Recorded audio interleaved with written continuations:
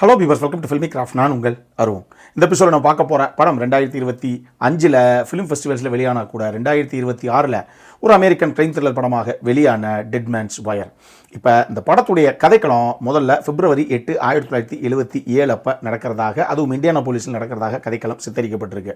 படத்தில் நம்ம கதாநாயகனுடைய பேர் டோனி. இவர் பேசிக்காக படத்துடைய ஆரம்பத்திலேயே மெரிடியன் மார்க்கேஜ் கம்பெனி அப்படின்னு சொல்லி ஒரு மார்க்கேஜ் கம்பெனி ஒன்று இருக்குது. அங்கே போகிறாப்புல போய் நான் மிஸ்டர் ஹாலை மீட் பண்ணணும் அப்படிங்கிறாப்புல. நான் அப்பாயின்மெண்ட்லாம் வாங்கிட்டேன் அப்படிங்கிறாரு. இப்போ சரி ஓகே இருங்க சார், கொஞ்சம் வெயிட் பண்ணுங்கள் சார் அப்படின்னு அந்த ரிசப்ஷனிஸ்ட் சொல்கிறாங்க. சரின்னு சொல்லிட்டு உட்காந்துருக்காப்புல. கையில் ஒரு பெரிய பாக்ஸ் ஒன்று தூக்கிட்டு போயிருக்காரு. நேராக அப்படி சோஃபாவில் உட்காந்துருக்காப்புல. இப்போ நேராக இன்னொரு நபர் வர்றாரு. வந்துட்டு அவர் சொல்கிறாரு, சார் மிஸ்டர் ஹால் இப்போ வெக்கேஷனில் இருக்காப்புல, ஸோ அன்ஃபார்ச்சுனேட்லி நீங்கள் பார்க்க முடியாது. நான் அவருடைய பையன் தான், என் பேர் ரிச்சர்ட். நீங்கள் சொல்லுங்கள், என்ன பிரச்சனை சொல்லுங்கள், நான் உங்களை சால்வ் பண்ணுறேன் அப்படிங்கிறாப்புல.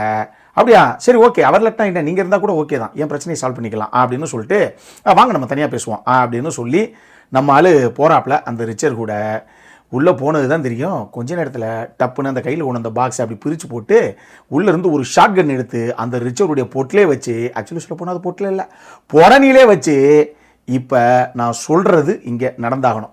கிட்டத்தட்ட ஒரு ஹாஸ்டேஜ் சிச்சுவேஷனை ஒன்று அங்கே க்ரியேட் பண்ணி நேரம் 911 கால் பண்ணு. போலீஸ் யார் சீனியர் போலீஸ் ஆஃபீஸரோ, எனக்கு ஒரு சில டிமாண்ட்ஸ் இருக்குது, அது இங்கே நடந்தே ஆகணும்.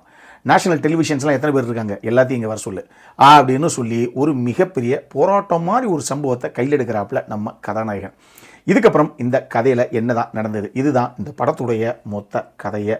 இந்த படம் கஸ் வன் சண்ட் அவருடைய படம். இந்த படத்தை பொறுத்தளவுக்கு ஆக்சுவலி இது ஒரு உண்மை கதையை அடிப்படையாக வச்சு எடுக்கப்பட்ட ஒரு படம் தான். இப்போ இந்த கதைக்களம் நடக்கக்கூடிய அந்த டைம் சொன்னேன் இல்லையா, February 8, 1977 இந்தியானா போலீஸில் உண்மையாகவே இப்படி ஒரு சம்பவத்தை இப்படி ஒரு நபர் பண்ணியிருக்காப்புல. அவருடைய அது வாழ்க்கை வரலாறு அப்படிங்கிறத விட அவர் என்ன பண்ணாரோ அந்த உண்மை சம்பவத்தை தான் இவங்க படமாக கன்வெர்ட் பண்ணி வச்சுருக்காங்க. இப்படி ஒரு விஷயத்தை ஒருத்தன் பண்ணியிருக்கான். யோசிச்சு பாருங்க, எதுக்காக பண்ணார் அப்படிங்கிறது நீங்கள் படத்தை பார்த்தே தெரிஞ்சுக்கங்க. ஆக்சுவலி அந்த ரியல் லைஃப் டோனி இருக்கு இல்லையா, அந்த கதாபாத்திரத்தை பில் ஸ்கார்ஸ்கார்ட் தான் பண்ணியிருக்காரு. அட்டகாசமான ஆர்டிஸ்ட் அவர், ஃபினாமினல் பெர்ஃபார்மரு. மனுஷன் கேமரா இருக்கிறதே மறந்துடுவாப்பில், அந்த மாதிரி ஒரு பெர்ஃபார்மன்ஸு இந்த படத்துலையுமே இருக்குது. செம்மையான ஒரு பெர்ஃபார்மன்ஸு அவர்கிட்ட. அதுலேயும் எப்பா அந்த மிஸ்டர் ஹால் இருக்காரு, அவருக்கும் எனக்கும் ஒரு சில கொடுக்கல் வாங்கல ஒரு சில விஷயங்கள் கொஞ்சம் தவறாகி போச்சு.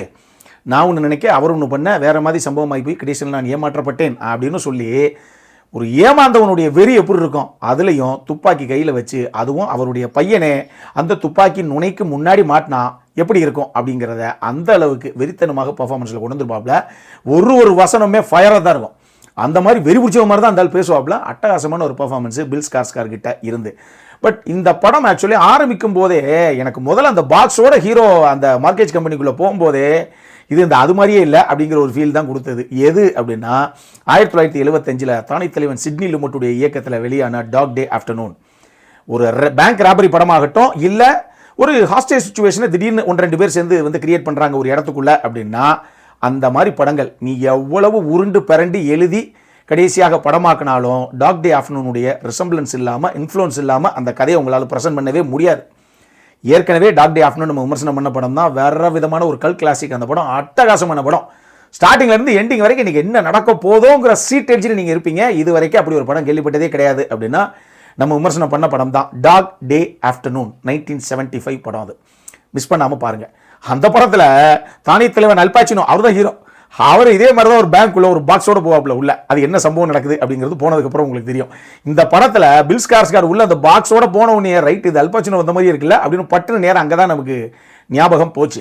இன்னொரு படமும் எனக்கு ஹெவியாக ஞாபகம் வந்தது.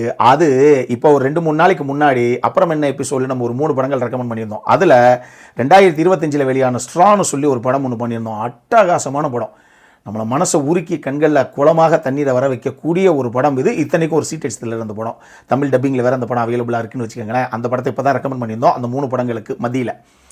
அந்த படமும் இந்த படம் பார்க்கும்போது ஞாபகம் வந்துச்சு. கிட்டத்தட்ட இதே மாதிரி தான்.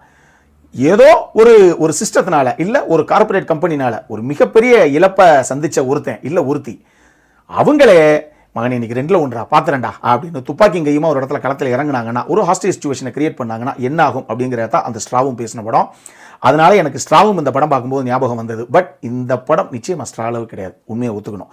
காரணம் என்னன்னா, அந்த படத்தில் கதாநாயகியுடைய நிலைமை என்ன, அந்த கன்னை தூக்கிட்டு அந்த பேங்க் மேனேஜர் அங்கே போய் எல்லாத்தையும் நான் சுற்றுவேன், மரியாதை எனக்கு அந்த டாலர் வேணும்னு அவங்க பொட்டில் துப்பாக்கியை வைக்கும்போது அவங்க நிராயுதபாணியாக எந்த அளவுக்கு லைஃபுடைய ஒரு எட்ஜில் நின்றுக்கிட்டு இருப்பாங்கங்கிறது ஆடியன்ஸாக நமக்கு அப்படி புரிய போவோம். நம்ம அந்த அளவுக்கு நமக்கு கடத்தப்பட்டிருக்கோம் அவங்களுடைய கஷ்டங்கள் எல்லாம்.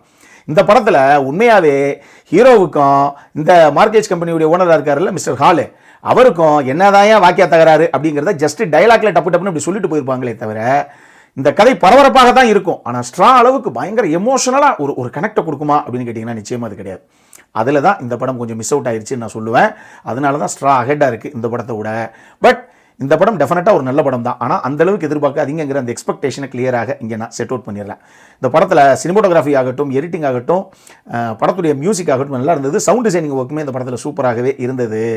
டெக்னிக்கலி டெஃபினட்டாக ஒரு நல்ல படம் தான். பட் இந்த படம் கிரியேட் பண்ண பரபரப்பு அப்படிங்கிறது ஒரு பக்கம் இருந்தாலும் உண்மையாக இந்த படத்தில் அந்த எமோஷன்ஸை இன்னும் கொஞ்சம் ஒர்க் அவுட் பண்ணியிருந்தாங்க அப்படின்னா செம்மையாக இருந்திருக்குங்க இன்னுமே அந்த படம் அப்படிங்கிற மாதிரி எனக்கு ஒரு ஃபீல்.